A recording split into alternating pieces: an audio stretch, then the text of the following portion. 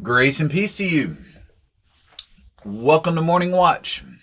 I'm Rob, one of the pastors here at White Plains. Glad to have you with us today on a rainy Thursday. This is where we gather for a song and a thought for the day. So glad you're with us whenever you're watching. Thanks for being here.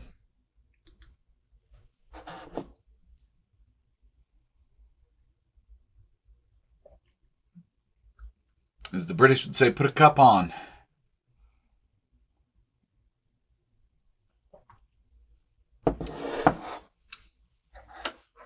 Thanks for coming in. Morning, Vernon. Well, let's begin our time together by going to God in prayer. I watched this morning for the light that the darkness has not overcome. And I watch for the fire that was in the beginning and that burns still in the brilliance of the rising sun. I watch for the glow of life that gleams in the growing earth and glistens in sea and sky. I watch for your light, O God, in the eyes of every living creature and in the ever-living flame of my own soul. If the grace of seeing were mine this day, I would glimpse you in all that lives. O Lord, grant me the grace of seeing this day. Grant me the grace of seeing. Amen and amen.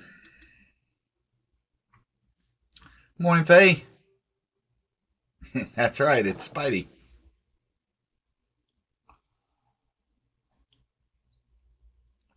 Morning, Dr. Lee. Morning, Emma. Morning, Robin.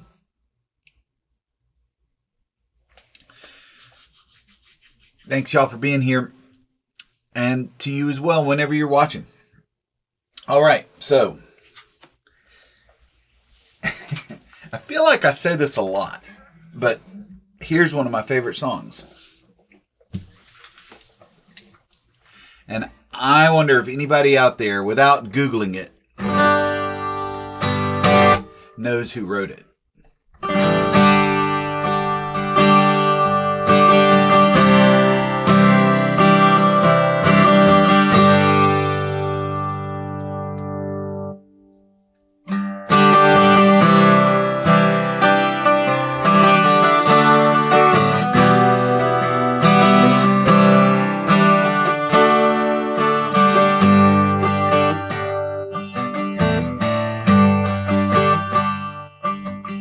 From a distance, the world looks blue and green, and the snow-capped mountains white. From a distance, the ocean meets the sea, and the eagle takes flight. From a distance, there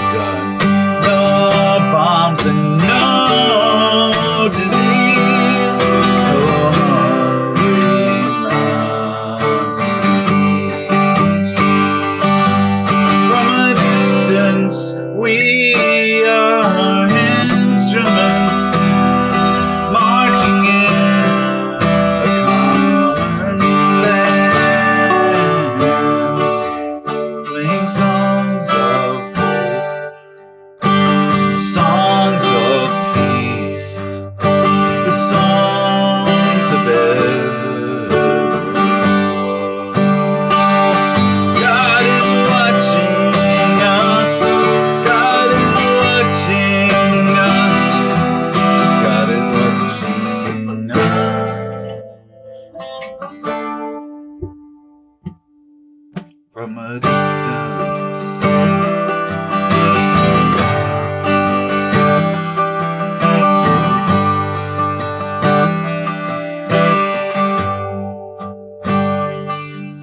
From a distance, you look like my friend, even though we are at war. From a distance, I cannot comprehend what all this was for. From a distance, there is harmony, and it echoes through the land. It's the hope of hopes. It's the love of loves. It's the heart of everyone. It's the hope of hopes. It's the love of loves. This is the song for everyone.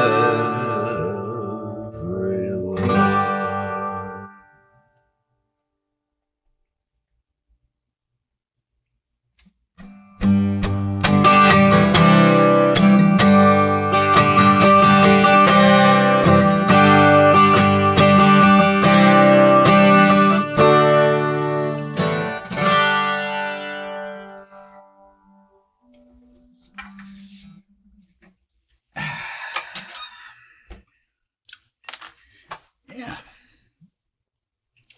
That's another one. Sorry.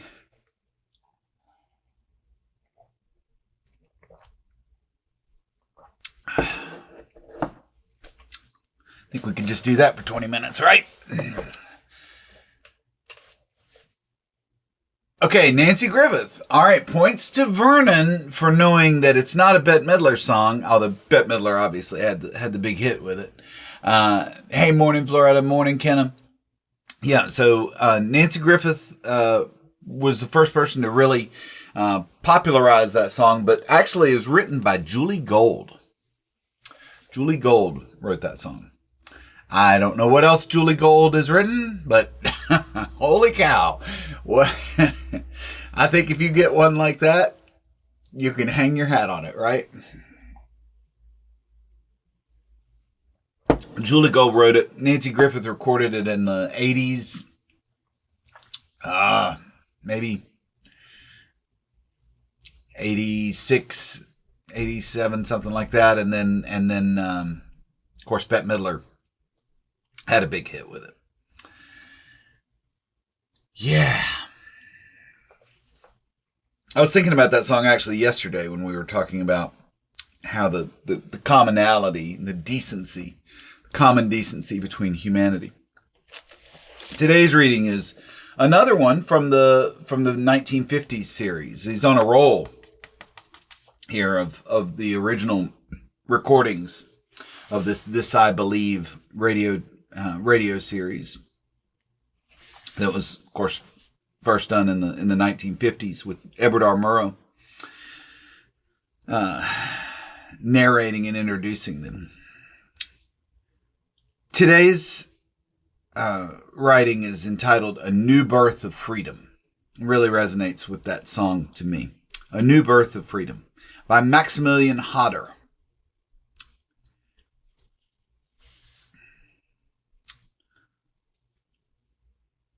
Hodder writes, to state clearly and honestly one's beliefs in a few hundred words is a large order in anyone's language, particularly so if one has been a victim of a number of very personal tragedies. Ever since my adolescent mind began to comprehend the complexities of our daily life, I looked upon a human being as a personification of that great unknown, with a very specific mission on earth to fulfill. I looked for perfection, for love and understanding, and I believed in human beings. Then one day, from the world of a carefree, happy life of a young, up-and-coming writer, director, in pre-war Poland, I was thrown into the Nazis and later communists' world of hatred, tyranny, murder, and destruction. Human beings ceased to be what I believed what it was destined for, and I became the raw material for a soap factory, an implement in a 5-year plan, or a guinea pig in a biological laboratory. I lost my country and my family, and my belief in human beings was crushed mercilessly. I became bitter and cynical. Then came the third, and to me, perhaps the most significant period of my life so far here in America. From the moment the immigration officer at LaGuardia Airport shook my hand and wished me good luck, I again began to see the sunnier side of life. I have made true friends, and they have proven themselves when I needed them most.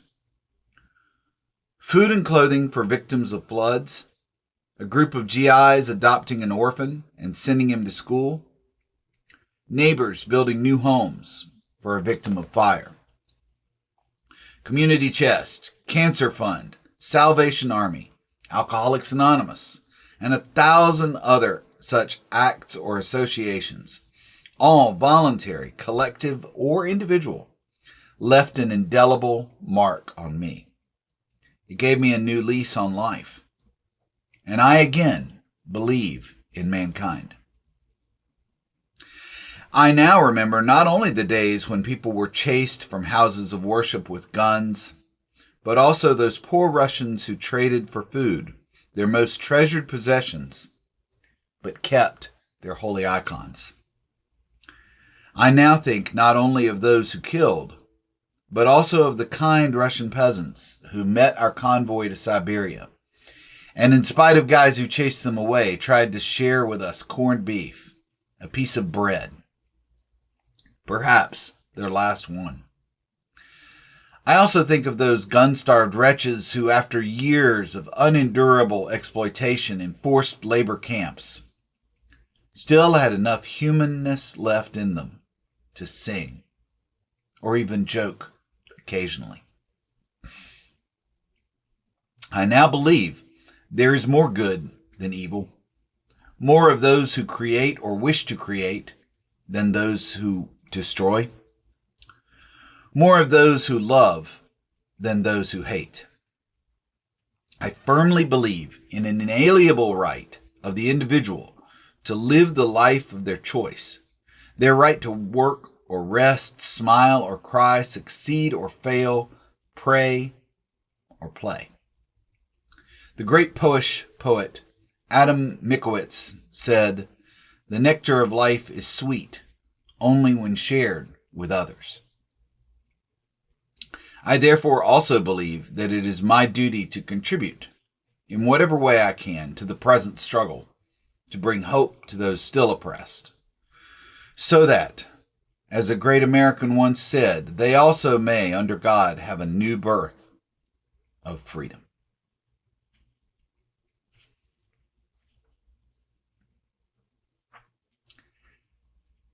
That, my friends, is the promise of immigration, right? That's what America, well, I'm going to get on my soapbox, but to read what that can mean to someone who has lived under the boot heel of fascism,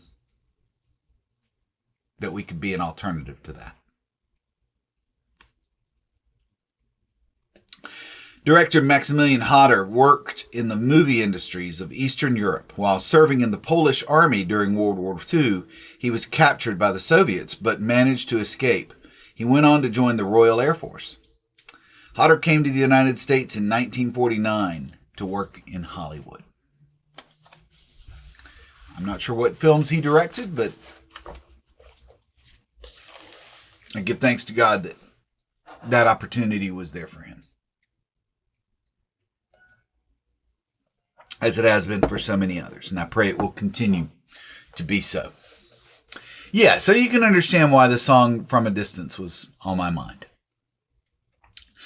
when we've experienced that kind of brutality and inhumanity, it can be very difficult to believe that God created this world and humans in God's image.